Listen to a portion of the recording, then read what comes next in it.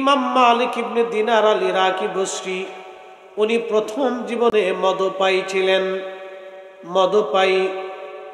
উনি প্রথম জীবনে মদপায়ী ছিলেন, নেশা করতেন এবং উনি ট্যাক্স আদায়কারী ছিলেন, খাজনা আদায় করতেন, কোটি কোটি টাকার মালিক ছিলেন উনি। প্রিয় উপস্থিতি, হযরত মালিক ইবনে দিনার রাহমাতুল্লাহ আলাইহি তিনি প্রথম জীবনে মদপায়ী ছিলেন, খুবই মদপায়ী। একদিন উনি ওয়াজ করতেছিলেন, ওয়াজের মঞ্চে যখন তিনি উঠলেন, ওঠার পর একজন লোক দাঁড়ায় বলল, হে মালিক ইবনে দিনার, আপনার ওয়াজ করার আগে আপনি আগে বলেন আপনার জীবনের পরিবর্তনটা কিভাবে হলো। অথচ কয়েক বছর আগে আমি আপনাকে মদপায়ী দেখেছিলাম, মদ খেয়ে আপনাকে মাতাল অবস্থায় বার হাউস আমি দেখেছিলাম। আমাদের দেশে যেটাকে বলে বার হাউস, মদ খায় যেখানে, এটাকে বলে বার হাউস। কয়েক বছর আগে আমি আপনাকে বার হাউসে পেয়েছিলাম, আজকে কেন আপনার এমন পরিবর্তন হলো, কারণ কি? মালিক ইবনে দিনার রাহমাতুল্লাহ আলাইহি বললেন, দুনিয়ার মানুষ শোনো, আমার জীবনের পরিবর্তনটা কেমনে হলো শোনো। আমি লাইলাতুল বরাতের রাত্রিবেলা মদ পান করে, আমি বরাতের রাত আসার পরে মদ পান করতেছিলাম। আমার একটা ছোট্ট বাচ্চা ছিল, 3 বছর বয়স। মেয়েটাকে আমি খুবই আদর করতাম, আমাকেও সে খুব ভালোবাসতো। আমাকে ছাড়া আমার মেয়েটা কখনো থাকতো না। আমি যখন রাত্রিবেলা, বরাতের রাত্রিবেলা মদপান করতেছিলাম, কোনো বর্ণনা আসছে কদরের রাত্রিবেলা, সেটা কদরের রাত্রি ধরেন। একটা মানুষ যদি কদরের রাত্রিবেলা মদ খায়, তাহলে বুঝেন সেই লোকটা কত বড় নিকৃষ্ট ছিল। তার মানে তার অন্তরে মুসলমানিত্ব বলে কিছুই ছিল না। কথা বলেন ঠিক কিনা? আল্লাহর বান্দা মালিক ইবনে দিনার বলেন, আমি মদপান করতেছি কদরের রাত্রিবেলা, এমন সময় মেয়েটা আমার কাছে এসে মদের ছোট ছোট গিলাসগুলি আমার সামনে থেকে ফেলে ফেলে দিতে লাগলো। ছোট্ট হাত দিয়ে যখন মদের গিলাস ফেলে দেয়, তখন আমার কাছে খুবই আনন্দ লাগতেছিল, ভালো লাগতেছিল। পরের বছরে আমি আবার ওই কদরের রাত্রিবেলা মদ পান করতেছি, বা বরাতের রাত্রি মদ পান করতেছিলাম। এমন সময় আমার হৃদয় ডুকরায় কেঁদে উঠলো, আমি কাঁদতে লাগলাম। হৃদয় আমার ডুকরিয়ে কেঁদে উঠছে, আমি কাঁদতে লাগলাম। কদরের রাত্রিবেলা আমি কাঁদতেছিলাম। তখন ওই দিন আমার সামনে আমার সেই মেয়েটা নাই, মেয়েটা মারা গিয়েছে। আমি মেয়েটার শোকে ওই দিন রাত্রিবেলা মদ পান করে কেঁদে কেঁদে ঘুমিয়ে পড়লাম। স্বপ্নের মধ্যে দেখি বিরাট বড় হাসরের মাঠ কায়েম হয়ে গেছে। এত বিরাট হাসরের মাঠ কায়েম হলো, কোটি কোটি মানব জাতি পাগলের মতো ছুটাছুটি করতেছে। চারপাশে লেলিহান শিখা আগুন, শুধু কান্নাকাটির বিরাট বড় আওয়াজ। এমন সময় দেখি একটা সাপ আমার পিছনে বড় বড় হা করে, বিরাট বড় অজগর সাপ, কপালের মধ্যে তিলক খণ্ড, এতই মারাত্মক, আমার দিকে দৌড়ে আসতেছে কামড়ানোর জন্য। ওই সাপ থেকে বাঁচার জন্য আমি মালিক ইবনে দিনার দ্রুত গতিতে হাসরের মাঠ দিয়ে দৌড়াইতে লাগলাম। দেখি কোথাও কোনো আশ্রয় আমি পাই কিনা। দ্রুত গতিতে দৌড়াইতেছি পাগলের মতো বাঁচার জন্য। এমন সময় দেখলাম হাসরের মাঠের এক কোণে এক বৃদ্ধ বসে আছে।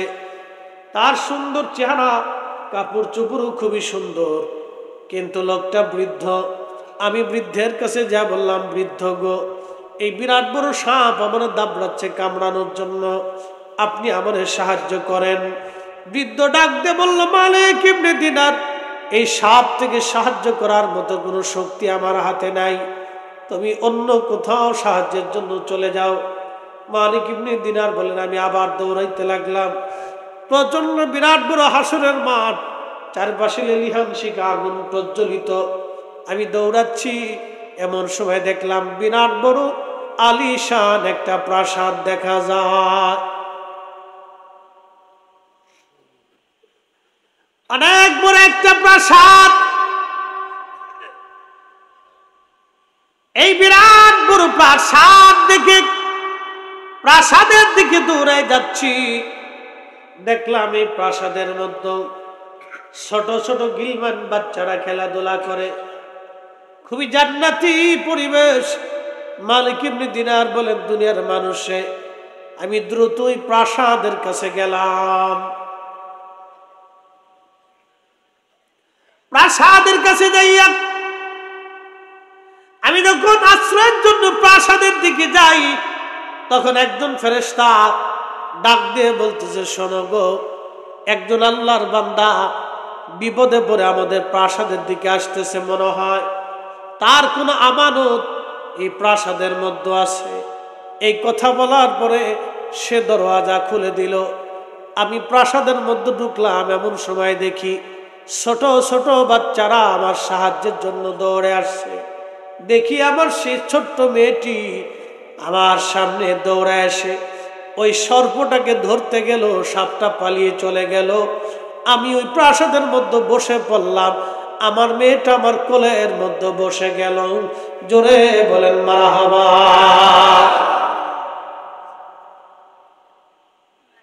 মেয়েটা কোলের মধ্যে বসে আমার দাড়িগুলি ধরে ধরে টানতে লাগলো। ছোট্ট বাচ্চারা যেমন মায়ের বাবার দাড়ি থাকলে অথবা দাদার নানার দাড়ি থাকলে দেখবেন বাচ্চারা দাড়ি ধরে ধরে টানে। ছোট্ট মেয়েটি আমার দাড়ি ধরে ধরে টানতে লাগলো আর বলতেছিল, আব্বু এখনো কি সময় হয় নাই তওবা করে আল্লাহর দিকে ফিরে আসবা? এখনো কি সময় হয় নাই তওবা করে তুমি আল্লাহর দিকে ফিরে আসবা? আল্লাহর দিকে তুমি ফিরে আসবা। আব্বাজান তুমি তওবা করে এখন আল্লাহর দিকে ফিরে আসো, তওবা করে তুমি আল্লাহর দিকে ফিরে আসো। আমি মেয়েটিকে ডেকে বললাম, মা রে, এই বিরাট বড় হাসরের মাঠ, ওই সাপটাকে আমাকে এত তাড়া করে হাসরের মাঠ ভরে ঘুরে বেড়াইলো। আল্লাহর বান্দি ছোট্ট মেয়েটি ডাক দে বলে, আব্বাজান ওই সাপটা ছিল আপনার জীবনের বদ আমল। আপনি জীবনে যত খারাপ আমল করেছেন, আল্লাহ ওই খারাপ আমলগুলিকে আজকে সর্ব আকৃতি দিয়া আপনাকে তাড়া করেছিল কামড়ানোর জন্য। আব্বাজান ওই সাপটা যদি আজ আপনাকে ধরতে পারতো তাহলে আপনি ধ্বংস হয়ে যাইতেন। বলে, মা ওই হাসরের মাঠে একটা বৃদ্ধর কাছে গেলাম, ওই বৃদ্ধটাকে তাকে তো চিনলাম না। বলে, আব্বাজান ওই বৃদ্ধ হল আপনার নেক আমল, আপনি আপনার নেক আমলকে দুর্বল করে রাখছেন বিদায় আজকে আপনার নেক আমল কোনো কাজে লাগে নাই। বলে, মা রে, এই প্রাসাদ কিসের প্রাসাদ? বলে, আব্বাজান এই প্রাসাদটা হলো আল্লাহর জান্নাতের বানানো। ছোট ছোট বাচ্চারা মায়ের কোল বাবার কোল খালি করে যারা আল্লাহর ডাকে কিয়ামতের মাঠে চলে আসে, হাসরের ময়দানে চলে আসে, পরপরে যে বাচ্চারা চলে আসে, ওই বাচ্চাদেরকে আমার আল্লাহ রাব্বুল আলামিন এই জান্নাতের ভিতরে রাখে।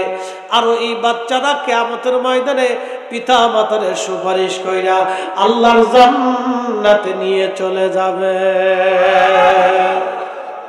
মালিক ইবনে দিনার দিকে বলতেছে, মা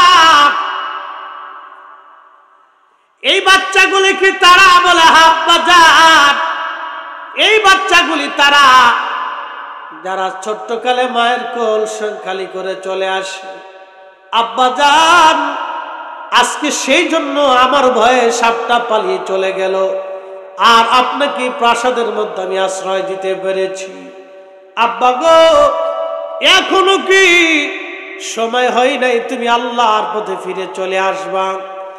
মালিক ইবনে দিনার বললেন, ঘুম আমার ভেঙে গেল। স্বপ্ন ভেঙে যাওয়ার সঙ্গে সঙ্গে আমি তওবা করে আমার সমস্ত সম্পদগুলি আল্লাহর রাস্তায় দান করে দিয়া আমি আল্লাহর পথে ভিখারি বেশে বের হয়ে গেলাম আল্লাহ পাওয়ার জন্য। একবার জোরে বলা যাবে কি মারহাবা? তুমি রহমান, তুমি মেহেরবান, বলেন তুমি রহমান, তুমি মেহেরবান। অন্ধ গাহে না শুধু তোমারি গুণগান, অন্ধ গাহে না শুধু তোমারি গুণগান, বুঝেও বুঝে না তবু শান। তুমি রহমান, তুমি মেহেরবান, বলেন তুমি রহমান, তুমি।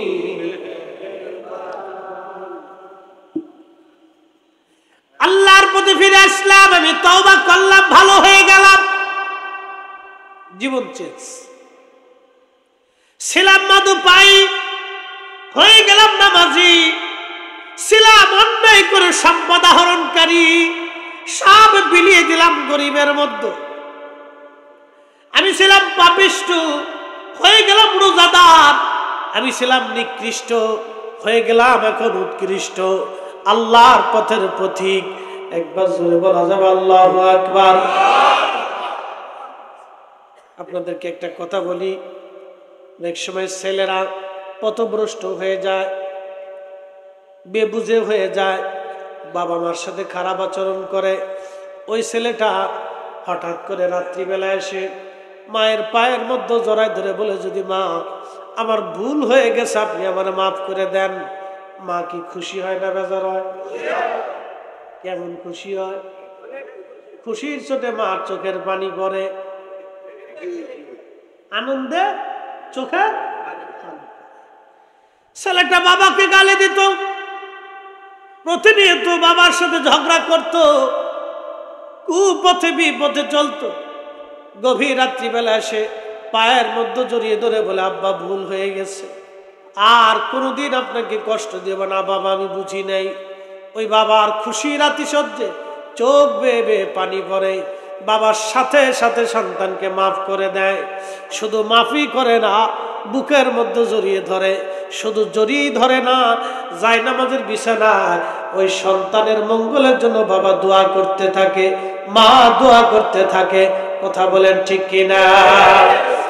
আর বান্দা যখন অন্যায় করার পরে রব্বে কারীমের দরবারে সিজদায় পড়ে যায়, দুহাত বাড়ায় দিয়ে কাঁদতে থাকে, আমার আল্লাহর মার চাইতে বাবার চাইতে আরো 99 গুণ দয়া আল্লাহর বেশি লাগে। আল্লাহ ডাক দেখে, বান্দা ইরজিই ইলা রাব্বিকি রাদিয়াতাম মারদিয়া ফাদখুলি ফি ইবাদি ওয়াদখুলি জান্নাতি। একবার জোরে বলা যাবে কি মারহাবা? আয় বান্দা, জীবনের সব গুনাহগুলি মাফ, আমি খুশি। কুল ইয়া ইবাদিয়াল্লাযীনা আসরাফু আলা আনফুসিহিম, বান্দারে নিজের নফসের সাথে যতই জুলুম করো তুমি, যত অপরাধ করো তুমি, তোমার গুনাহ আকাশ চুম্বি, আকাশ চুম্বি, আকাশ চুম্বি গুনাহ হয়ে গেছে। বান্দা লা তাকনাতু মির রাহমাতিল্লাহ,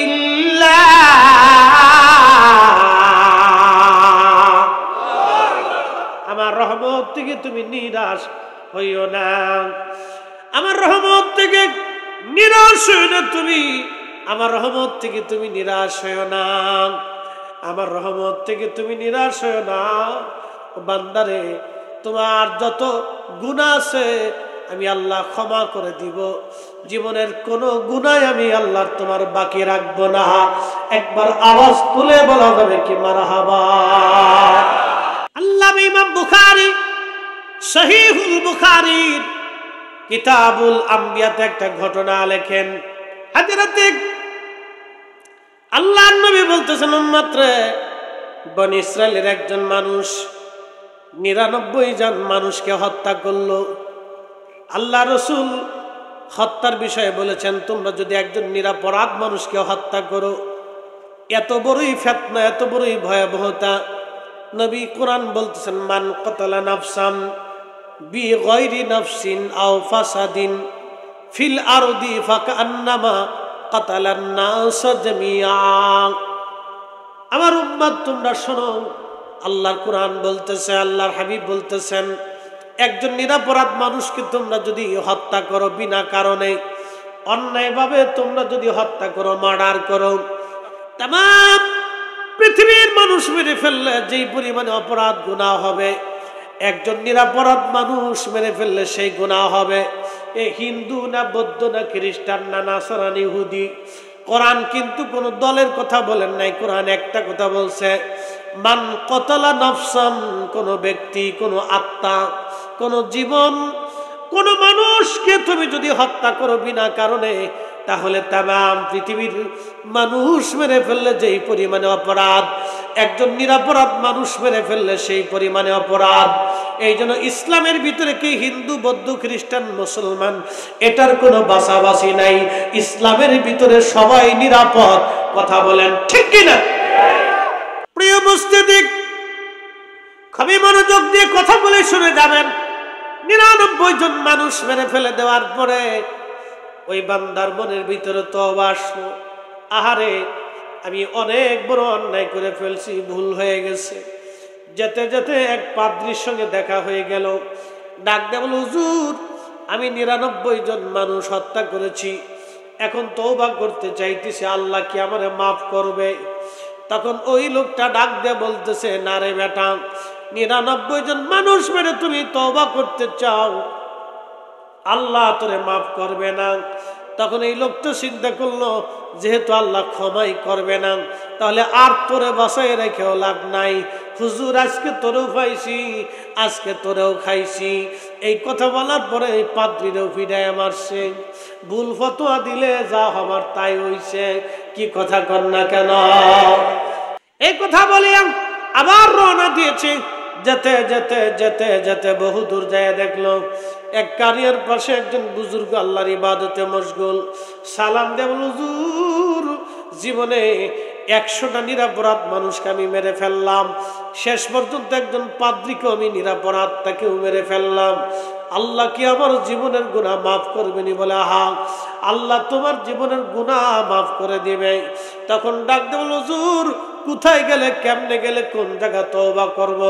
তখন ওই পাদ্রী ওই হুজুর ডাক দিয়ে বলতেছে, তুমি ওই কারিয়ার ভিতরে চলে যাও, ওই গ্রামে চলে যাও, ওইখানে আল্লাহর কিছু আবেদ এবং জাহিদ, আল্লাহর কিছু বুজুর্গ অলি বান্দা আছে, ওই অলিদের মজলিসে বৈশা তুমি তওবা করো, আমার আল্লাহ কবুল করে নেবেন।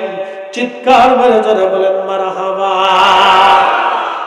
অলির কাছে যাওয়ার দরকার আছে না নাই? শিক্ষা কি আমাদের না আল্লাহর? শিক্ষা কি শুধু আমাদের না আল্লাহ রাসূলের? যারা অলির দরগায়, অলির জিয়ারতে, অলির মাজারে যাইতে নিষেধাজ্ঞা দেয়, শিরকের বেদাতের ফতোয়া দেয়, আমাদের আর বোঝানো বাকি নেই তারা ইসরায়েলি পোনা। রে মুসলমান, এগুলি আমাদের বোঝা দরকার। আল্লাহ নবী ডাক দিয়ে বলতেছে, ওই লোকটা ওই বুজুর্গ থেকে দৌড় দিয়া ওই কারিয়ার দিকে রওনা করেছে তওবা করার জন্য। পথের মধ্যে আসার সাথে সাথে কুল ইন্নাল মাউতাল্লাযী তাফিরুনা মিনহু ফাইন্নাহু মুলাকীকুম, মরণ তার সাথে মোলাকাত করে ফেলল, আজরাইল তার সাথে মোলাকাত করল। একদিন মাটির ভিতরে হবে ঘরে, মন আমার কেন বন্ধ দালান ঘর, মন আমার কেন বন্ধ দালান ঘর। আজরাইল এসে গেল, মৃত্যুর ঠিকানা তার, মরণের সময় ঘনিয়ে গেছে, আর বাঁচার সুযোগ নাই। আজরাইল জান কবর শুরু হলো। বলেন সময় শেষ হয়ে গেলে 1 সেকেন্ড কি দুনিয়াতে থাকার আর কোন রাস্তা আছে? ওয়ালাই ইউআখিরুল্লাহু নাফসান ইযা জাআ আজালুহা,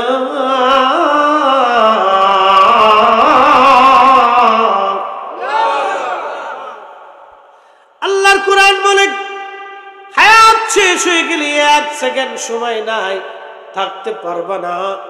আর একবার চলে গেলে দুনিয়াতে আর আসতেও পারবা না। আল্লাহর নবী ডাক দিলেন, আজরাইল আসলো, তার জান কবজ করে নিয়ে চলে গেল। কিন্তু তার চেহারাটা ওই বুজুর্গ আল্লাহর ওলির বাড়ির দিকে ঘোরানো ছিল। ঠিক এমন সময় ফেরেশতারা আসছে 2 দল, একদল জান্নাতের আর একদল জাহান্নামের। জান্নাতি ফেরেশতারা বলল আমরা জান্নাতে নিয়ে যাব। লোকটা তওবা করার জন্য রওনা দিয়েছিল। জাহান্নামী ফেরেশতারা বলল না, তওবা করার জন্য রওনা দিয়েছিল কিন্তু যেতে পারে নাই, আমরা তাকে জাহান্নামে নিয়ে চলে যাব। 2 দল ফেরেশতা ঝগড়া বাঁধালো, বদানুবাদ তর্ক বিতর্ক শুরু করলো। 2 দলই 2 ধরনের তাদের নিজস্ব মতে যুক্তি দিল। সবাই বলে জান্নাতীরা বলে জান্নাতে নিয়ে যাব, জাহান্নামী ফেরেশতা বলে জাহান্নামে নিয়ে চলে যাব। আল্লাহ একজন ফেরেশতাকে তাদের মধ্যে ভেজাল মীমাংসার জন্য পাঠাই দিয়ে বললেন, যাও তুমি মীমাংসা করে আসো। ফেরেশতা সে জিজ্ঞেস করলো, ভাই ফেরেশতারা, আরে তোমরা কেন বদানুবাদ করো? বলে দেখো, এই লোকটা তওবা করার জন্য রওনা দিয়েছিল কিন্তু যেতে পারে নাই, তার আগেই তার মৃত্যু হয়ে গেছে, সেই জন্য আমরা তাকে জাহান্নামে নিয়ে চলে যাব। জান্নাতীরা বলল না, সে তওবার উদ্দেশ্যে রওনা দিয়েছিল বটে, কিন্তু আমরা তাকে জান্নাতে নিয়ে চলে যাব। এই ফেরেশতা বলতেছে তাহলে ঝগড়ার প্রয়োজন নাই, তোমরা রাস্তা মাপ দিয়ে দেখো। সে যেখান থেকে ওই অলির বাড়ির দিকে রওনা করেছিল, এই মাঝখানে রাস্তা, অর্ধেক রাস্তা যদি সে পার হয়ে যায় তাহলে তাকে জান্নাতে নিয়ে চলে যাও, আর যদি পিছনে পড়ে যায় তাহলে তাকে তুমি জাহান্নামে নিয়ে চলে যাও। ফেরেশতারা রাস্তা মাপ দিয়ে দেখলো, সে অর্ধেক রাস্তার কিছু রাস্তা সে সামনে চলে গেছে। একবার জোরে বলা যাবে কি আল্লাহু আকবার? ফেরেশতারা বলতেছে আমরা জান্নাতে নিয়ে চলে যাব। আল্লাহু আকবার, আল্লাহর দয়া হয়ে গেল। আবার আরেক বর্ণনার ভিতরে আসছে ফেরেশতারা প্রথমে রাস্তা মাপ দিয়ে দেখে না পিছে পড়ে গেছে। আল্লাহ বলেন, থামো ফেরেশতারা, মাপা হয় নাই, আবার মাপ দাও। ফেরেশতারা আবার মাপ দিয়ে দেখতেছে না, সামনের রাস্তায় চলে গেছে, পিছনের রাস্তা সংকুচিত হয়ে গেছে। ফেরেশতারা বলল, রাব্বি, ফেরেশতাদের মাপে তো ভুল হয় না, কিন্তু পিছনের রাস্তা সংকুচিত কেন হলো? ফেরেশতাদেরকে আল্লাহ বলেন, ও আমার ফেরেশতারা রে, আমার বান্দা তওবা করতে পারে নাই, কিন্তু তওবা করার জন্য আমার অলির বাড়ির দিকে রওনা দিয়েছিল, সেই জন্য আমি আল্লাহ তার তওবা কবুল করিয়া তার জীবনের গুনাহ আমি আল্লাহ মাফ করে দিলাম। অলি আল্লাহর দরকার আছে না নাই? হাত উঠে দেওয়ার লাগবে? যাবনি যাবনি, জিয়ারতে যাব, আল্লাহ কবুল করুক, বলেন আমিন। বন্ধুগণ আমার, খুবই মনোযোগ দিয়ে শুনিয়া যান। আল্লাহ রাব্বুল আলামিন এই বান্দারে মাফ করে দিলেন।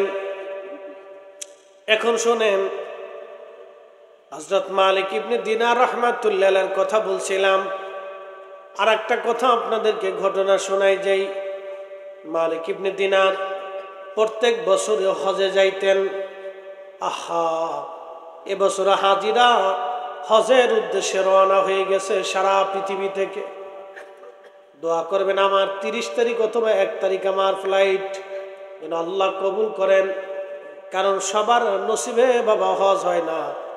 বহু মানুষ আছে হজের আগেই কবরে চলে যায়, আবার অনেকে যাইতে চেয়েও হয় না। 2 দিন আগে আমার এক মুসল্লি গত জুমার বয়ান শেষ করে নামাজ পড়ে বের হলাম।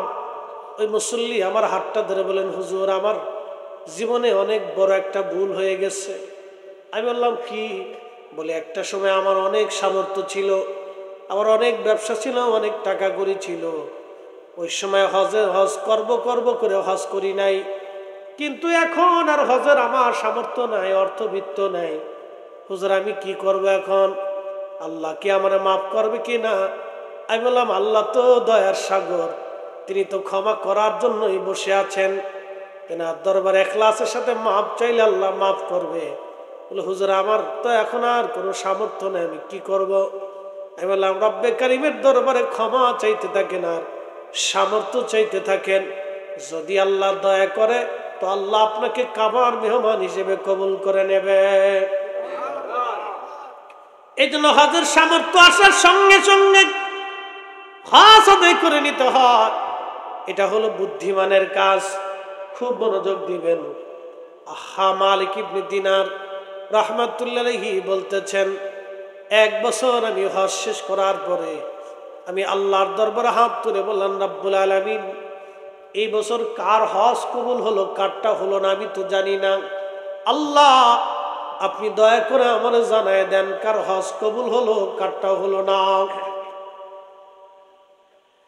রাত্রিবেলা ঘুমিয়ে মালিক ইবনে দিনারকে আল্লাহ স্বপ্ন দেখে বলেন, মালিক, আমি সবাইরে মাফ করছি, সবার হজ কবুল করেছি, কিন্তু একজনের হজ আমি আল্লাহ কবুল করি নাই। সবাইরে ক্ষমা করছি, কিন্তু একজনকে আমি আল্লাহ ক্ষমা করি নাই। মালিক ইবনে দিনার চিন্তায় পড়ে গেলেন, হায় হায়, হলোটা কি? একজনের ক্ষমা হলো না, সবার মাফ হলো, সবার হজ কবুল হলো, একজনের হলো না। ওই এক লোকটাকে আমার জানার দরকার। পরের দিন রাত্রিবেলা আবার কান্দে, আল্লাহ, ওই একটা লোক যদি আমি মালিক হয়ে যাই, আমার জীবন বড় বরবাদ হবে। আল্লাহ, না জানি জীবনের কোন ভুলের জন্য বুঝি হজ কবুল হলো না। আল্লাহ, মালিক ইবনে দিনার চিন্তায় পড়ে গেলেন। পরের দিন কান্নাকাটি করে করে ঘুমিয়ে পড়লেন। স্বপ্নে আল্লাহ ডাক দিয়ে বলেন, মালিক রে, তোমারও মাফ করছি, সবাইরে মাফ করছি, কিন্তু যারে মাফ করি নাই তার নাম মুহাম্মদ ইবনে হারুন সমরকন্দি। সমরকন্দে তার বাড়ি। এই যে আপনারা দেখেছেন সমরকন্দ, যেটা বর্তমান উজবেকিস্তানের, ওই বুখারা থেকে 3 মাইল দূরে সমরকন্দ। এই যে বলছেন ইরানের প্রেসিডেন্ট মারা গেল, ইরানের প্রেসিডেন্ট মারা গেল আজারবাইজান। এই আজারবাইজানের পার্শ্ববর্তী দেশের নাম উজবেকিস্তান, কিরগিজস্তান, কাজাখস্তান।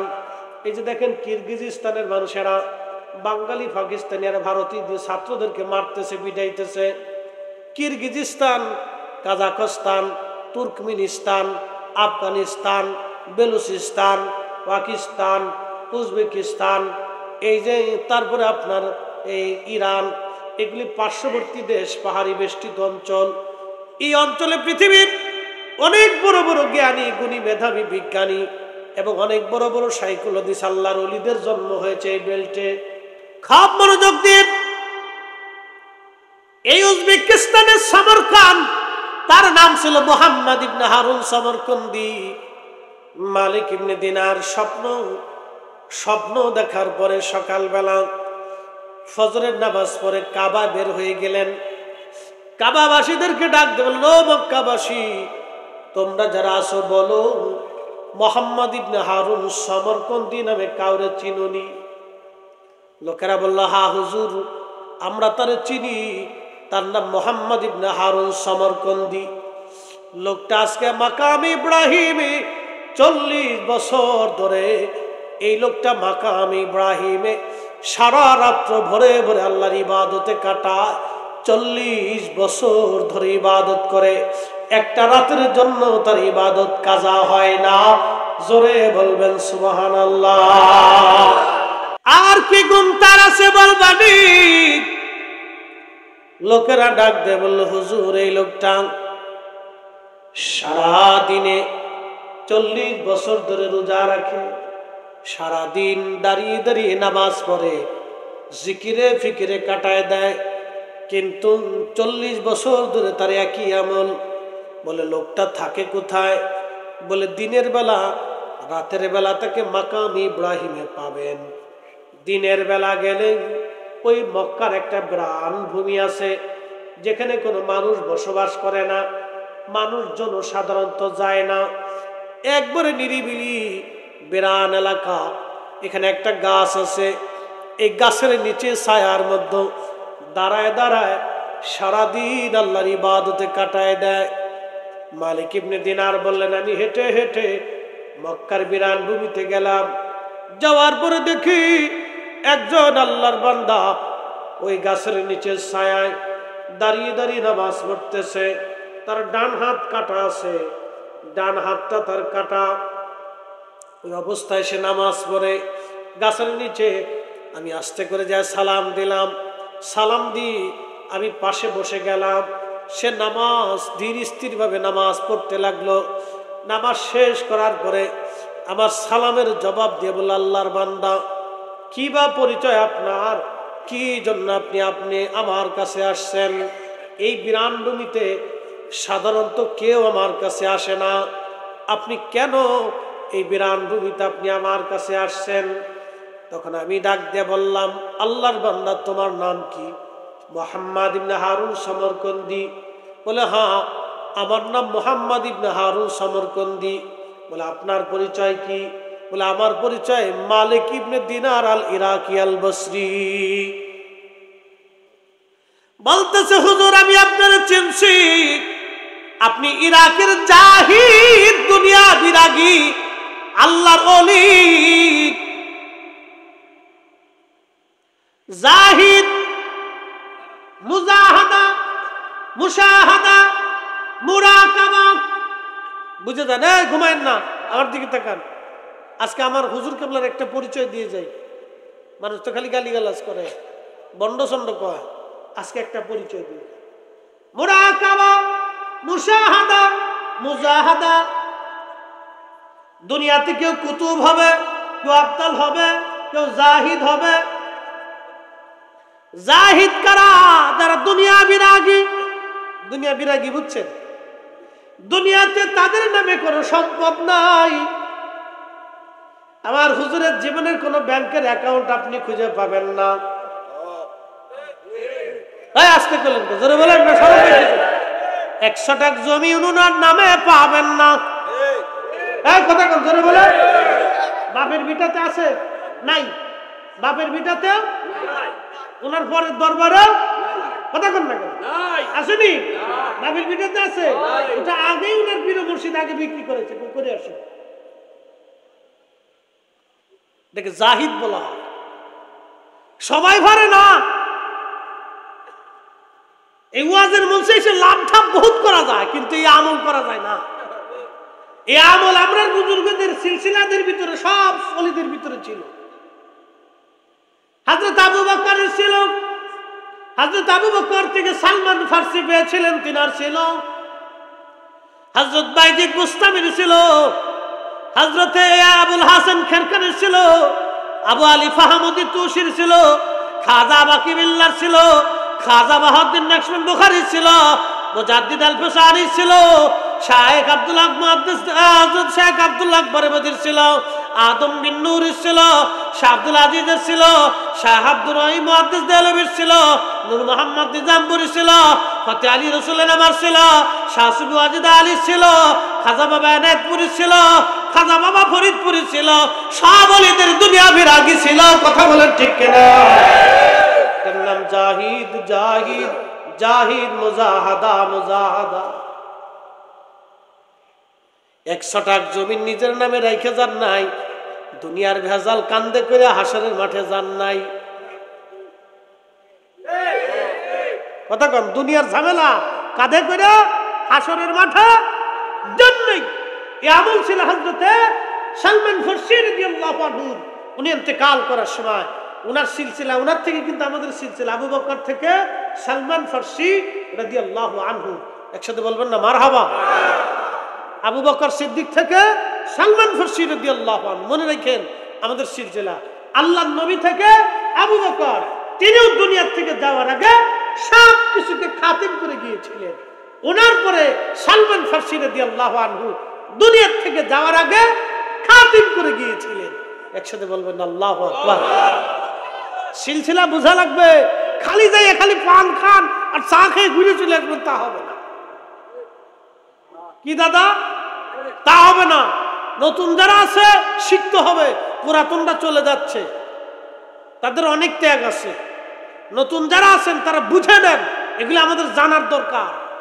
আবু বকর সিদ্দিক থেকে হযরত সালমান ফারসি, নবীজি ছিলেন দুনিয়ার থেকে যাওয়ার আগে সব খাতিম করেছেন। দুনিয়ার কোনো ভেজাল কাঁধে করে আল্লাহর দরজায় যান নাই। সব কিছু রাহে লিল্লাহ, ফি সাবিলিল্লাহ। কুল ইন্না সালাতি ওয়া নুসুকি ওয়া মাহইয়ায়া ওয়া মামাতি লিল্লাহি রাব্বিল আলামিন। আল্লাহর জন্য সব কিছু ত্যাগ করে দিয়ে চলে গেছে। আমরা আয়াত পড়ি কিন্তু নিজেরা আমল করি না। এই কথা কন না কেন? আমার লাভ দেখে বেদাত শিরিক লাফায় লাফায় খালি গুদে কুমড়ি থেকে আমরা খালি লাফাইতে থাকি। এত লাফান কে?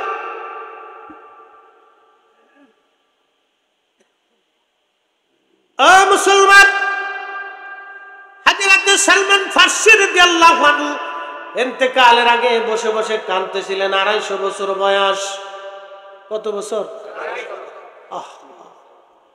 250 বছর বয়স। কত বছর? আসেনি এরকম দু একজন।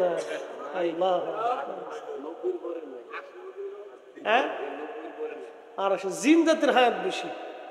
কোন কোন জিনের 5000 6000 বছর হায়াত, 2000 3000 বছর হায়াত আছে জিনদের। জিনদের হায়াত বেশি। আর আগের যুগে জিন যারা ছিল তাদের 50,000 60,000 বছর হায়াত ছিল। হ্যাঁ, তারা 1 লক্ষ বছর হায়াতে গেছে, এরকম জিনও ছিল। তো জিনদের খুব মারাত্মক হিসাব, খুব জটিল হিসাব। এর জন্য জিনদের ভিতরে কোনো অলি নাই, জিনদের ভিতরে খাজা বাবা আজমিরি নেই, জিনদের ভিতরে দাতা গঞ্জ বক্স নেই, জিনদের ভিতরে খাজা বাবা ফরিদপুরি নেই, জিনদের ভিতরে খাজা এনায়েতপুরি নেই, জিনদের ভিতরে ইমাম আজম আবু হানিফা নেই, ইমাম বুখারী নেই, ইমাম মুসলিম নাই, হাদিস বিশারদ নাই, ফিকাবিদ নাই, মুফাসসির নাই, আদাব নাই, আরবি নাই। জিনদের ভিতরে বড় মুহাদ্দিস নাই, জিনদের ভিতরে জাহিদ নাই, জিনদের ভিতরে কুতুব নাই, আবদাল নাই, মুজাদ্দিদ নাই, কিচ্ছু নেই। জিন জাতির সাথে আল্লাহর প্রেম হয় নাই। আগুনের তৈরি, ওরা উগ্র। এই যে মানব জাতির ভিতরে যারা উগ্র তারা আল্লাহ পায় না। আমার দিকে তাকাবেন, ভালো করে বুঝে যাবেন। জিন মানব জাতির ভিতরে যারা উগ্র, বেশি জালালি মেজাজ দেখায়, এরা আল্লাহ পায় না। কথা কন না? সে আলেম হোক, ইমাম হোক, শাইখুল হাদিস হোক, মুফতি হোক, প্রিন্সিপাল হোক, ডক্টর হোক, ডাক্তার হোক, ইঞ্জিনিয়ার হোক, জ্ঞানী হোক আর অজ্ঞানী হোক, কামলা হোক আর মালিক হোক, যার উগ্র মেজাজ আছে সে আল্লাহ পায় না। জালালি মেজাজ বেশি দেখালে সে আল্লাহ পায় না। আল্লাহ পাইতে হলে আপনাকে নরম হইয়া মাটির সাথে মাটির মতো মিশে যেতে হবে। কথা কন না? আল্লাহ পায় না, বহুত দেখা আছে, এটি শেষ পর্যন্ত আল্লাহ পায় না।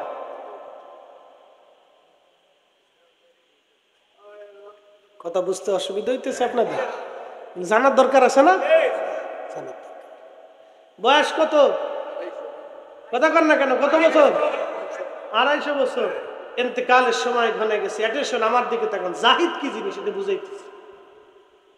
মুজাহাদা বুঝার দরকার আছে না? মুজাহাদা, জাহিদ কি এটা বুঝতে হবে আমাদেরকে। এই ইন্তেকালের সময় হয়ে গেছে, আমার দিকে তাকান। তো খুব কাঁদতেছে। তো সাহাবায়ে কেরাম বলেন, উনি ইরাকের গভর্নর ছিলেন। ইরাকের গভর্নর। গভর্নর তো বুঝতে পারছেন, একটা প্রদেশের গভর্নর। তার মানে বাংলাদেশের মতো একটা দেশের রাষ্ট্রপ্রধান ছিলেন। ইরাক তো বাংলাদেশের কয়টা সমান হবে? ইরাকে কেউ ছিলেন? বাংলাদেশের 10টা দেশের সমান হবে কমপক্ষে, তাই না? 10টা 15টা দেশের সমান হবে মিনিমাম। তো সারা ইরাকের গভর্নর। মাসে বেতন ছিল 6000 দিনার। তৎকালীন সময় কত হাজার টাকা, কিন্তু কম পাইতেন না। 6000 দিনার ছিল বেতন। যেদিন পাইতেন পরের দিন সব আল্লাহ রাস্তায় গরিব মানুষ আসতো, সব গরিব মানুষের মাঝে বন্টন করে দিতেন। আরো জোরে জোরে কল, জোরে। হ্যাঁ, চেয়ারম্যান সাহেব কিছু হুজুর আজকে গরুর গোশত গরিব মানুষের দাওয়াত করে খাওয়াছে, খুব ভালো কাম করছে। একবারে ভালো কাজ করছে, গরিব মানুষের হক। কথা কর না? আমার দিকে তাকান। তো উনি ইন্তেকালের সময় কাঁদতেছে। লোকেরা বলল, হুজুর কাঁদেন কেন? আল্লাহ রসুলের প্রিয় সাহাবী আপনি, আল্লাহর নবী আপনার কত আদর করছে। হযরত সালমান ফারসি চোখের পানি ছেড়ে দিয়ে কেঁদে বলে, সাহাবীরা রে, আমি ভয়ে ভয়ে কাঁদতেছি। বলে, ভয় কি? আমি কিয়ামতের ময়দানে ওই পরপারে রুহের জগতে নূরের জগতে আমি আমার রসুলের সামনে কোন মুখ নিয়ে সামনে দাঁড়াবো, আমি আমার নবীর সামনে কোন চেহারা নিয়ে দাঁড়াবো। বলে কেন? বলে আমার নবী দুনিয়ার থেকে যাওয়ার আগে সমস্ত সম্পদগুলি আল্লাহ রাস্তায় সব বিলীন করে দিয়ে গেছে। আমার কাছে কত সম্পদ আজকে জমা হয়ে গেল। বলে কি সম্পদ জমা হয়েছে? আমার দিকে তাকাবেন। বলে কি সম্পদ আপনার জমা হয়েছে? বলে একটা পাগড়ি 1 নম্বর, 2 নম্বর আমার একটা জুব্বা, 3 নম্বর আমার একটা লুঙ্গি, 4 নম্বর আমার একটা আবা। আবা চিনছেন না আপনারা? জুব্বার উপরে যেগুলি আমরা গায়ে দেই, আরাবিয়ানরা গায়ে দেয়, এটা ওদের জাতীয় পোশাক। আজকে দেখবেন আরাবিয়ানরা তাদের জাতীয় পোশাক ছাড়ে নাই, ওরা এখনো আবা গায়ে দেয় ছেলেরা, জুব্বা গায়ে দেয় ছেলেরা। হাজার হাজার কোটি টাকার মালিক তাদের ছেলেরা জুব্বা গায়ে দেয়। আর আমার দেশের পোলাপান একটু ফুটনগিরি হইলে হাফ প্যান্ট পইরা লেংটু পরে রাস্তা দিয়ে আডে। সব বিয়াদব কথা কর না কে? বাপের 2 পয়সার মালিক হইলে হাফ প্যান্ট পরে রাস্তা দিয়ে, ওরে বাপরে বাপ, ইস ভুলা করে ভুলা শয়তান কোথা কর। হাফ প্যান্ট পরে রাস্তা দিয়ে হাঁটতেছে, জমিদারের হুদ, কয়দিন আগে বিক্রি করে খেয়েছে।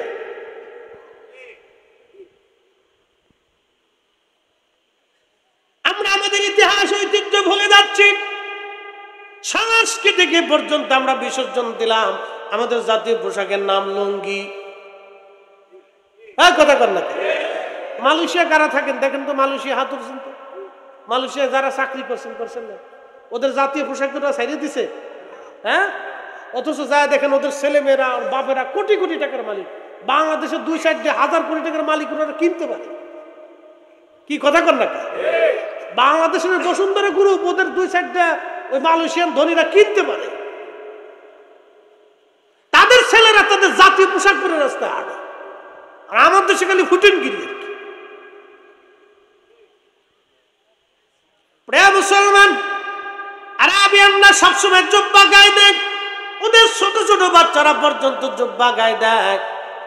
খুব মনোযোগ দিয়ে কথা শোনেন। হযরতে সালমান ফারসি রাদিয়াল্লাহু আনহুর গায়ের মধ্যে আবা, 4 নম্বরে আবা, 1 নম্বরে পাগড়ি, 2 নম্বর জুব্বা, 3 নম্বর লুঙ্গি, 4 নম্বরে আবা, 5 নম্বরে হাতের একটা কাঠের লাঠি, 6 নম্বর একটা কাঠের বাসন, 6-7 নম্বর একটা কাঠের পানির পেয়ালা।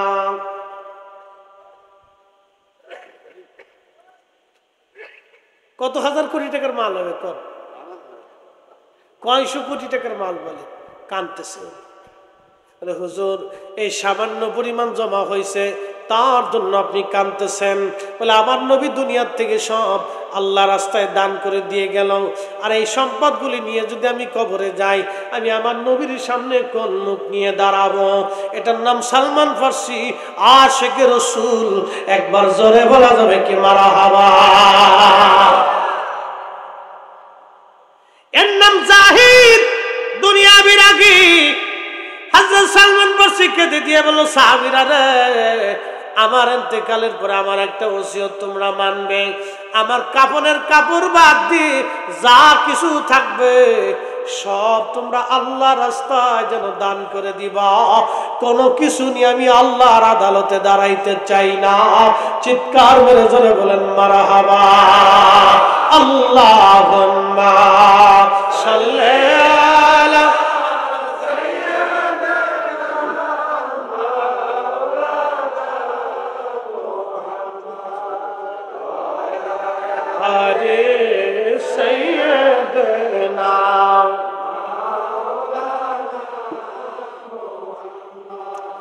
বন্ধু আমার, সালমান ফারসির মুজাহাদাত থেকে চলে আসলাম। এর নাম দুনিয়া বিরাগী। আমার পীর মুর্শিদ যখন জমিদার ছিলেন সব বিক্রি করাইয়া দাদা হুজুর তারে একবারে নিঃসম্বল বানাইছিলেন। আর আমার পীর যাওয়ার সময় সব রাহে লিল্লাহ আল্লাহর নামে ওয়াকফ করে দিয়ে গেছেন। একটা টাকাও আপনাদের নিজ হাত দিয়ে খরচ করেন নাই, ধরেন নাই, নিজের কাজে ব্যবহার করেন নাই। একবার জোরে বলবেন কি মারহাবা। ওনার কাঁধে উনি কোনো ঝামেলা নিয়ে যান নাই, সব দিয়ে গেছে। এবার যদ্দূর খাবেন তদ্দূর পাবেন। কষ্ট হইতেছে দাদা? ঘুমাইছে? চলবে আরেকটু? চলবে? আধা ঘন্টা চলুক। হ্যাঁ, তাহলে একসাথে বলেন তো আল্লাহু আকবার। হ্যাঁ চলুক, একটু চলার দরকার আছে না, বেশি নেই, আরেকটু কষ্ট নেই। হ্যাঁ করাবে না, দরকার আছে। হযরত মালিক ইবনে দিনার মনে আসেনি আপনাদের? কোন জায়গা কোন তো? গাছের নিচে। কোন জায়গা? গাছের নিচে। হ্যাঁ ঘটনাটা শুনে যান, খুব জটিল ঘটনা। আল্লাহু আকবার। ওনার জীবনের বাস্তব। আর লেখছেন আল্লামা ইমাম আবুল ফারাজ ইবনুল জৌজি, আজ থেকে 900 বছর আগের কিতাবের ঘটনা বলতেছে, বানাননি কিচ্ছে না। আর এক মুহাদ্দিসের কিতাব থেকে পড়ে তারপরে বলতেছি, 900 বছর আগের কিতাবের লেখা। হযরত মালিক ইবনে দিনার বলেন, গাছের নিচে জিজ্ঞেস করলাম আপনি কে? বলে আমার নাম মুহাম্মদ ইবনে হারুন সামরকন্দি। আপনি কে? মালিক ইবনে দিনার। হুজুর আমি আপনার চিনছি, আপনি ইরাকের জাহিদ। ওই যে জাহিদের কথা বলতে যে ওই জায়গা চলে গেছি, ইরাকের জাহিদ। বলে না আমি তো জাহিদ হতে পারি নাই। বলে আল্লাহর বান্দা আপনার কদম খেদমতে আমি আসছি, দুটি কথা বলার জন্য বলেন। আল্লাহর বান্দা তোমার জন্য একটা দুঃখের সংবাদ নিয়ে আসছি। বলেন হুজুর কি সংবাদ? বলে আজকে 2 রাত আল্লাহ আমার স্বপ্ন দেখাইছে, এবছর সবার হজ কবুল হয়েছে, সবাই আল্লাহ মাফ করে দিয়েছে, কিন্তু আল্লাহ তোমারে মাফ করে নাই, তোমার হজ আল্লাহ কবুল করে নাই। সামরকন্দি চোখের পানি ছেড়ে দেখে দেখে দেব, হুজুর শুধু আপনি না, আজকে 40 বছর ধরে সংবাদ আমি শুনতেছি। শুধু আজকে না, আজকে 40তম বছরে আপনি এসে আমার সংবাদ দিলেন। 40 বছরে 40 জন আল্লাহর ওলি এসে আমার সংবাদ দিয়ে যায় সবার হজ কবুল হয়, কিন্তু আমার হজ কবুল হয় না। সবাইরে মাফ করে আল্লাহ, কিন্তু আমারে আল্লাহ মাফ করে না। 40 বছর ধরে আল্লাহর দরবারে কান্দি, আমার আল্লাহ আমারে মাফ করে না। অথচ 40 বছর ধরে আমি রোজা রাখি, 40 বছর ধরে আমি সারা দিনে ঘুমাই না, সারা দিন আল্লাহর ইবাদত করি। 40 বছর ধরে মাকাম ইব্রাহিমে কান্দি, সারা রাত নামাজ পড়ি, জিকির ইবাদতে কাটাই। 40 বছর ধরে আল্লাহ আমারে মাফ করে না। মালিক ইবনে দিনার দিকে বলল, আল্লাহর বান্দারে 40টা বছর ধরে তুমি খোদার কাছে মাপ চাও, কিন্তু মাপ হয় না। অপরাধ কি? জীবনে কোন ভুল করছিলা বলবানি? লোকটা কেঁদে দিয়ে বলল, হা হুজুর, একটা চরম ভুল আমার জীবনে আজকে আমার এই পর্যন্ত নিয়ে আসছে। এই ভুলের খেসারত আমি আজও পর্যন্ত দিতে পারি নাই। কি ভুল করছিলা বলো? বলে হুজুর আমি মদ পাইছিলাম, নেশা করতাম। যারা নেশায় আসক্ত হন আপনাদেরকে বলে দিয়ে যাই, আখিরাত বন্ধু বরবাদ হয়ে যাবে, দুনিয়াও বরবাদ হবে। জীবন অল্প সময়, আহায় জীবন আর কোনোদিন ফিরে পাবেন না। একটা বার যদি খোদা বেরাজ হয়ে যায়, নারাজ হয়ে যায়, সর্বনাশ হয়ে যাবে আমার আপনার জীবন। এমন সর্বনাশ, যেই সর্বনাশ থেকে আর ফিরার কোনো সুযোগ নাই। বন্ধুরে, ওই সর্বনাশ থেকে আর ফিরার কোনো সুযোগ নাই। আল্লাহর বান্দা কেঁদে কেঁদে বলে, হুজুর মদ পাইছিলাম শাবানের শেষ রাত, শাবানের শেষ রাত, মাহে রমজানের শুরু। আমি মদ পান করে বাড়ি আসছি, আমার মা উনুনে চুলাতে আগুন জ্বালিয়ে রুটি বানাচ্ছিল। তখনকার দিনের বড় বড় চুলা, আপনারা দেখবেন আগুন জ্বালিয়ে ওরা রুটি বানায়, বড় বড় চুলা। বলে আল্লাহর বান্দা গো হুজুর, মা জননী আমার স্ত্রী 2 জন উনুনে রান্না করতেছিল।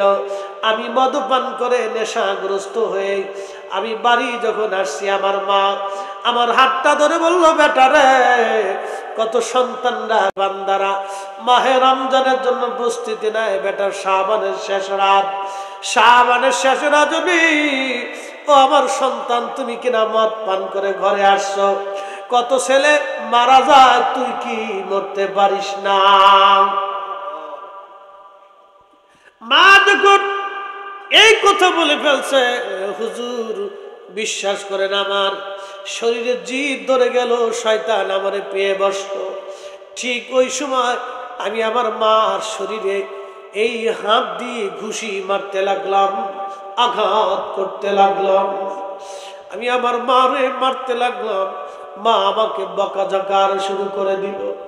মা যখন বেশি রাগ শুরু করে দিল, হুজুর বিশ্বাস করেন, শয়তান আমার আরো পেয়ে বসলো, আমার জিদ আরো বেড়ে গেল। আমি আমার মাকে জাপটে ধরে নিয়ে উনুনে চুলার আগুনের মধ্যে মাকে ছেড়ে দিলাম।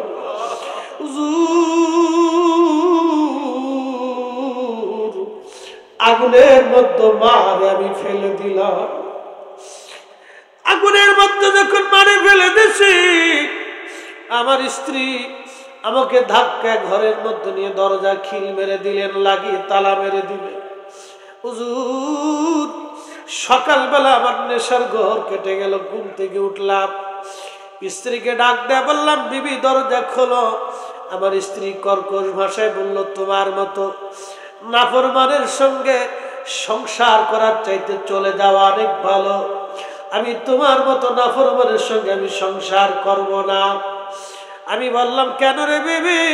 বলে, কালকে রাত্রে নেশার ঘরে তুমি আমার শাশুড়িকে, তোমার আম্মা জানকে উনুনে চুলার মধ্যে ফেলে দিয়ে পোড়াই মেরে ফেলে দিয়েছ।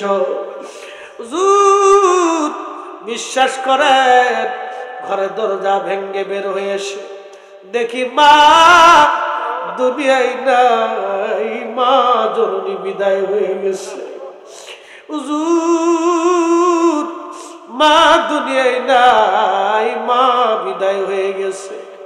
আগুনে পুড়ে মার শরীর গুড়ি কালো কয়লার মতো হয়ে গেছে। হুজুর আমি পাগল পাড়া হয়ে গেলাম, হায় হায় কি করলাম, আমি কি সর্বনাশ আমি করেছি। মার জীবনে সুখের বিনিময়ে এত বড় কষ্ট দিয়ে মাকে আমি মেরে ফেললাম। হুজুর আমার মনের ভিতরে তওবা এসে গেল, মারে দাফন কাফন করলাম। স্ত্রী আমার থেকে জুদা হয়ে তালাক নিয়ে চলে গেল। হুজুর আমার ৮,০০০ স্বর্ণ মুদ্রা ছিল, সব আল্লাহ রাস্তায় দান করে দিলাম। অনেক জমি জমা ছিল, তাও দান করে দিলাম। ১২ জন দাসী বাদী ছিল, তা আমি আজাদ করে দিলাম। যদি আল্লাহ আমারে মাফ করে দেয়, তারপরেও মনের আশা পুরা হয় না, ক্ষমা হয়েছি নি হুজুর। তওবার আশায় যেই হাত দিয়ে মারে মারছিলাম, যেই হাত দিয়ে মাকে ধরে আগুনে ফেলে দিয়েছিলাম, নিজের হাতে কুড়াল দিয়ে কুবাইয়া, এই যে আমার ডান হাত খানা কাটা দেখতেছেন, আমি নিজের হাতে ডান হাত কেটে ফেলে দিয়েছি। যদি আল্লাহ মাফ করে দেয়, যদি আল্লাহ মাফ করে দেয়। কিন্তু আজকে ৪০ বছর ধরে আমার মালিক আমারে মাফ করে না, ৪০ বছর ধরে আমার ক্ষমা হয় না। ও গো মা, তুমি এ ধরনের শ্রেষ্ঠ নিয়ামত, তোমারই পদ তলে রয়েছে জান্নাত, তোমারই পদ তলে রয়েছে জান্নাত। ও গো মা, তুমি এ ধরনের শ্রেষ্ঠ নিয়ামত, তোমারই পদ তলে রয়েছে জান্নাত, তোমারই পদ তলে রয়েছে জান্নাত। আমি আমার বোনদেরকে বলি, বোন, শ্বশুর শাশুড়ি যদি দুনিয়াতে থাকে, মান নজরে দেখবেন, ভালোবাসবেন, শ্রদ্ধা করবেন। তার কথাগুলি মেনে মেনে চলবেন।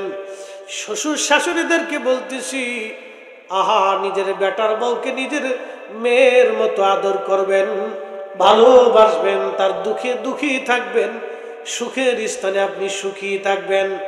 কালকেও পরশুদিন এক ভদ্র মহিলা আমাকে ফোন দিয়ে বলল, হুজুর, আমি অনেক বিপদগ্রস্ততার মধ্যে আছি, আমার একটা মাত্র ছেলে, বেটার বউ চাকরি করে সরকারি, আমার দুইটা নাতি, লালন পালন করি, রান্না বান্না করি, ঘর দরজা একবারে মুছে পরিষ্কার রাখি, তারপর বেটার বউটা এসে আমার সঙ্গে এমন খারাপ আচরণ করে, আমি মা হয়ে সহ্য করতে পারি না, আমি কি করব? আমি বললাম, মা রে, কি করবেন, একটা মাত্রই তো সন্তান। বলে, ছেলে কি বলে? বলে, হুজুর, ছেলেটা স্ত্রীকে বোঝানোর চেষ্টা করে, কিন্তু সেও তো নিরুপায়। আমি বললাম, ধৈর্য ধরেন, আল্লাহর কাছে দোয়া করেন, যদি হেদায়েতের মালিক আল্লাহ। এরকম মহিলা অনেক আছে, মেয়েরা চাকরি করলে মনে করে আমি বিরাট বড় লাটসাপ হয়ে গেছি, মেয়েরা চাকরি করলে মনে করে আমি বিরাট বড় কিছু হয়ে গেছি। কিছু চাকরিওয়ালা মহিলা আছে একবারে শয়তানের চাইতে বড় নিকৃষ্ট। কথা কয়, খুবই ডেঞ্জারাস, মারাত্মক কিছু চাকরিওয়ালা বেরিয়েছে, শয়তানের চাইতে নিকৃষ্ট, শয়তানের কাছে ফেলে গেছে, ও মানুষের আত্মায় ওর মধ্যে থাকে না। ছি ছি ছি, নিকৃষ্ট মানুষ। শিক্ষিত হইলে, আরে আমার দেশের একটা মেয়ে যখন হায়ার এডুকেটেড পারসন হয়, ইউনিভার্সিটিতে পড়ে, তখন জাতি তার কাছে আশা করে, এই সমাজ তার কাছ থেকে অনেক কিছু আশা করে, একটা ফ্যামিলি তার কাছ থেকে অনেক কিছু আশা করে। শিক্ষিত হওয়ার পরে যখন একটা নারী বর্বর হয়ে যায়, নিকৃষ্ট, বেদুইনদের চাইতে নিকৃষ্ট হয়ে যায়, তখন তার শিক্ষার 4 পয়সা দাম নাই। এই জন্য আমার দেশে যত বড় ডিগ্রি হোক, ওই যে প্লাস পাক আর সিলাক্স পাক আর গোল্ডেন পাক, ও ছাতা দিয়ে লাভ নাই। যে নারী গোল্ডেন পাওয়ার পরে তার শ্বশুর শাশুড়ি খেদমত করে না, বাবা মারে শ্রদ্ধা করে না, মুরব্বীর সম্মান করে না, ও গোল্ডেনের 4 পয়সাও দাম নেই। ও ছাতার গোল্ডেন দিয়ে হবে কি? হ্যাঁ, আমার দেশের যেই ছেলে গোল্ডেন পাওয়ার পরে বিরাট বড় অফিসার হয়েছে, টেবিলের নিচ দিয়ে ঘুষ নিয়ে আমার দেশের গরিব মানুষের রক্ত চুষে খায়, ও ছাতার গোল্ডেন দিয়ে হবে কি? এ জাতির 4 পয়সা দাম হয় না। কথা বলেন, ওর সাথে আমার দেশের রিক্সাওয়ালা, দিন মজুর, কৃষক 1000 গুণের ভালো। এই জন্য কবি লিখেছেন, সব সাধকের বড় সাধক আমার দেশের চাষাও ভাই, আমার দেশের চাষা।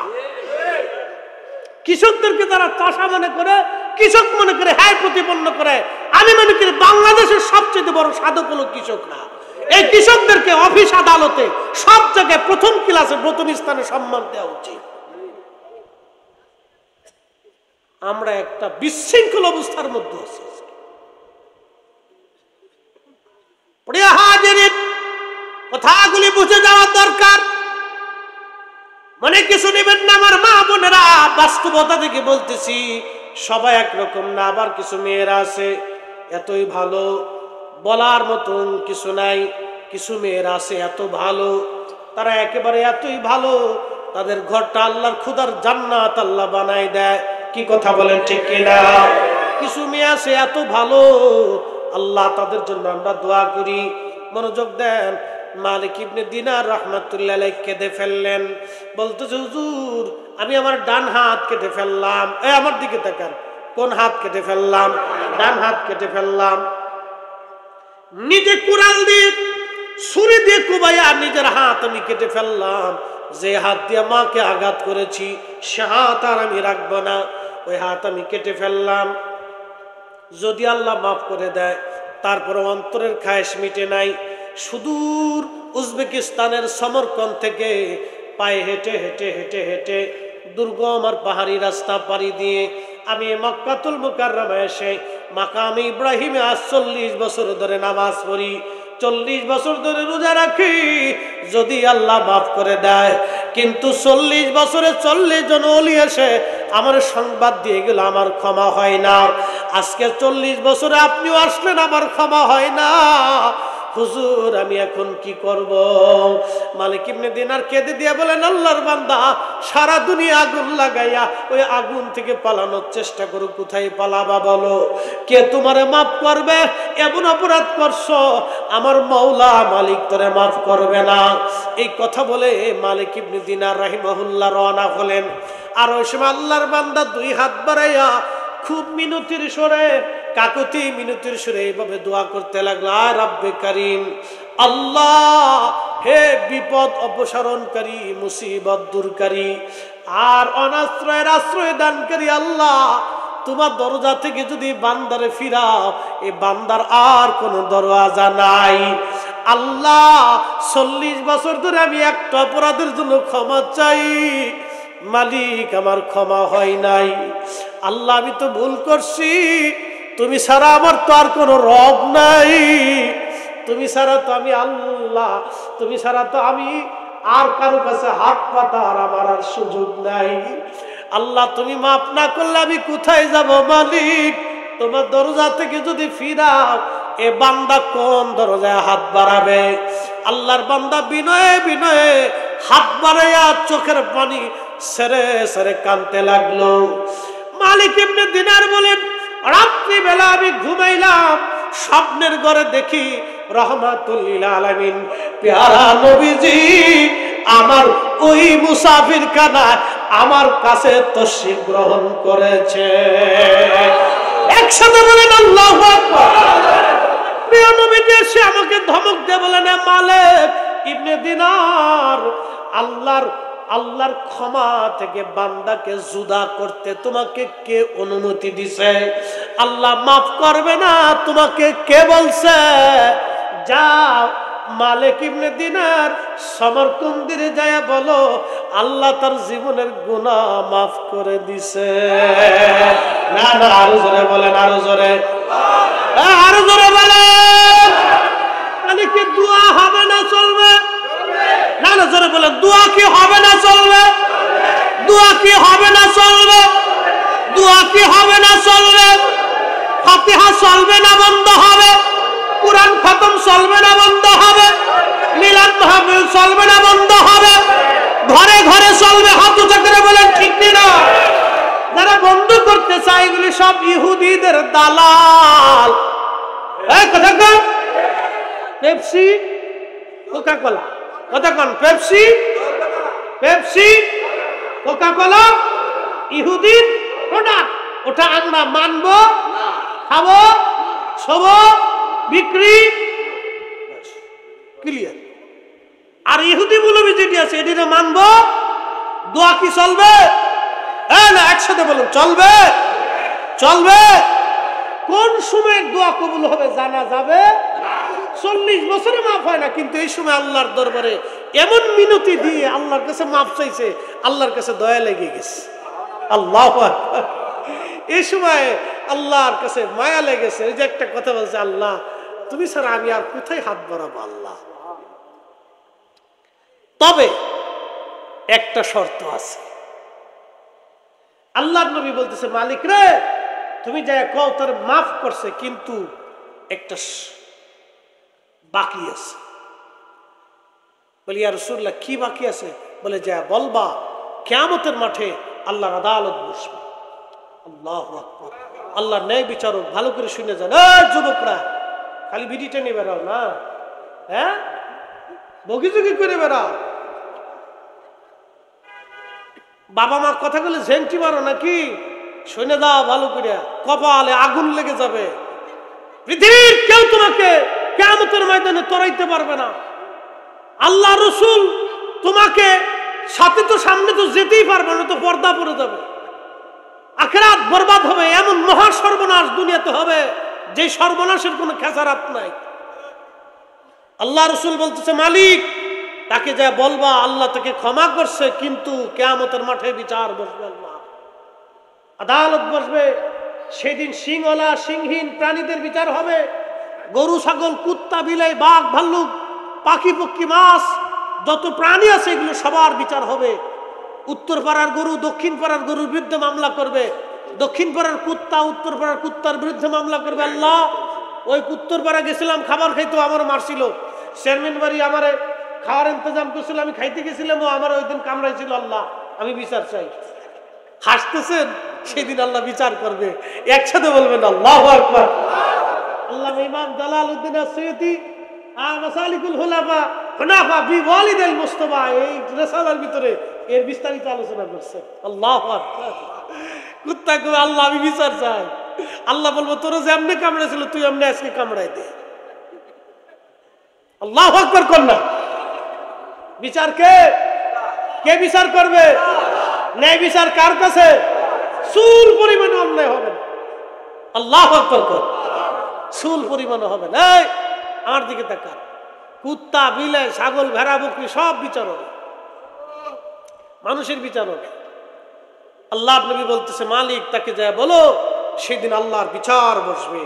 এই বিচারের কাঠগড়ায় আসামি থাকবে মুহাম্মদ ইবনে হারুন সমরকন্দি।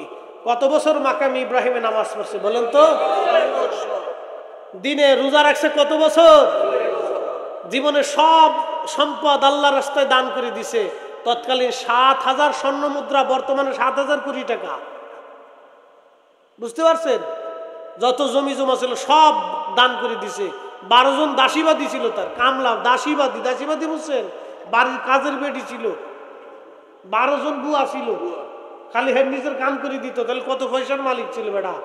সব আল্লাহ রাস্তায় মুক্ত করে দিলেন, সব দিয়ে নিজের হাত কেটে ফেললেন। তারপরে তওবা হয় নাই। এরপরও মা বাবার বিরুদ্ধে, আল্লাহু আকবার, মা বাবার পক্ষে আল্লাহ কত বড় ইনসাফ আল্লাহ দেখেন। মা বাবারে সাবধান কথা দিয়ে, শব্দ দিয়ে কোনো মতেই কষ্ট দিবেন না। এই নারী সমাজ ভালো করে শুনে যান, শ্বশুর শাশুড়ির মনে আঘাত দিলে সেটা বাবা মার মনে আঘাত দেওয়া হয়, এটা মনে রাখবেন। বৃদ্ধ মানুষ দুটি কথা আপনাকে বেশি বলতে পারে। একটা মা 40 বছর ধরে সন্তানের পিছনে লালন পালন করে আপনার সংসার সাজাইছে। চেয়ারম্যান সাহেবের মার কি মনের অনেক আশা আছে না? কি কথা কন না কে? আমাকে নিয়ে আমার মা কত বড় স্বপ্ন দেখতো, আমার ছেলে অনেক বড় বক্তা হবে, কত বড় আলেম হবে, কত জনপ্রিয়তা হবে। আহা, মার কত স্বপ্ন ছিল। শোনেন, একটা সন্তানকে নিয়ে মায়ের অনেক স্বপ্ন থাকে, বিরাট বড় স্বপ্ন থাকে। আমার 3টে বাচ্চা নিয়ে আমাদের স্বপ্নের কোনো শেষ নেই। আরে বাপ রে বাপ, কত স্বপ্ন দেখি, কত স্বপ্ন বাবা মা দেখে। এই স্বপ্নগুলি যখন আশা নিরাশা হয়ে যায় তখন বাবা মা অনেক বড় ব্যথা পায়। 40 বছরের সাধনার পরে একটা সন্তান, এখান থেকে যদি মায়ের মনে আঘাত আসে, অনেক বড় আঘাত আসে। এটা রব্বে করিমের দরজা থেকে এত পরিমাণে আপনার প্রতি অসন্তুষ্টি আসে যে তার বাস্তবতা হচ্ছে মালিক ইবনে দিনার বলতেছেন, আল্লাহ রসুল স্বপ্নে এসে বলতেছে মালিক তাকে যায় বলো কিয়ামতের ময়দানে বিচার বসবে। মালিক ইবনে দিনার বলতেছেন আল্লাহ হবেন বিচারক, বাদী হবে সমরকন্দির মা, আর মুহাম্মদ ইবনে হারুন সমরকন্দি হবে আসামি। সেই দিন আল্লাহ মায়ের পক্ষে রায় দিবে, সমরকন্দির বিরুদ্ধে আল্লাহ রাব্বুল আলামিন রায় পেশ করবে। দুনিয়ার 3 দিনের সমান 72 ঘন্টা আল্লাহ তাকে জাহান্নামের আগুনে পুরাবে, যদিও আল্লাহ মাফ করছে। একসাথে বলবেন আল্লাহু আকবার। বিচার কার? কার? 3 দিনের সমান জাহান্নামের আগুনে তাকে পুড়তেই হবে। 40 বছর মাকাম ইব্রাহিমে নামাজ পড়ার পরও মাফ হয়, শাস্তি পেতেই হবে। বাবা মার সাথে নাফরমানির শাস্তি দুনিয়াতে আখিরাতে পেতেই হবে তাকে, এটা মনে রেখে। এগুলি আপনারা বেছে কুছে চলবে। আপনাদেরকে বলে দিয়ে যায়, বাবা মার সাথে নাফরমানি দুনিয়ার থেকে পাবেন তো পাবেনই, আখিরাতে আপনাকে পেতেই হবে। 40 বছর সমরকন্দির মতো ইবাদত করতে পারবেন না, 40 বছর সমরকন্দির মতো ইবাদত করতে পারবেন না, 40 বছর উনার মতো ইস্তেগফার করতে পারবেন না, 40 বছর উনার মতো ক্ষমা আল্লাহর কাছে চাইতে পারবেন না। এই সুযোগ এখন আর নাই। মাকাম ইব্রাহিমে 40 বছর আপনি থাকতে পারবেন না। বুঝতে পারছেন? এটা অত্যন্ত জটিল এবং কঠিন বিষয়। অতএব এই নাফরমানি আল্লাহ ক্ষমা করবে। এরপরে শুনুন, তারপরে আল্লাহ রাসূল বলতেছেন, এ মালিক তুমি তাকে যে বলো 3 দিনের সমান তাকে জাহান্নামের আগুনে পুড়তে হবে। পুরার পরে আল্লাহ দয়া করে তার মায়ের অন্তরে সন্তানের প্রতি মহব্বত ঢাইলে দিবে। জোরে কর না, জোরে বলে। কে দয়া করে দিবে? কার অন্তরে?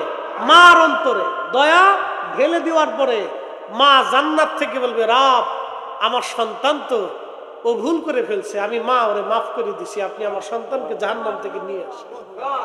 মার সুপারিশে তারপরে আল্লাহ মাফ করবে। 40 বছরের ইবাদতে হয় না।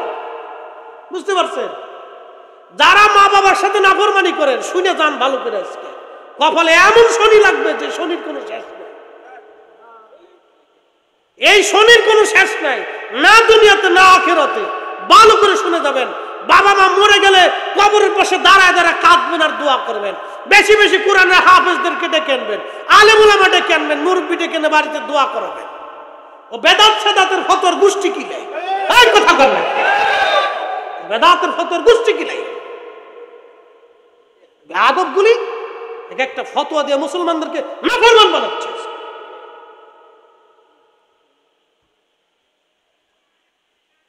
এই জন্য দোয়া বেশি বেশি করবেন। আল্লাহ তৌফিক দিয়ে সকলে বলে না।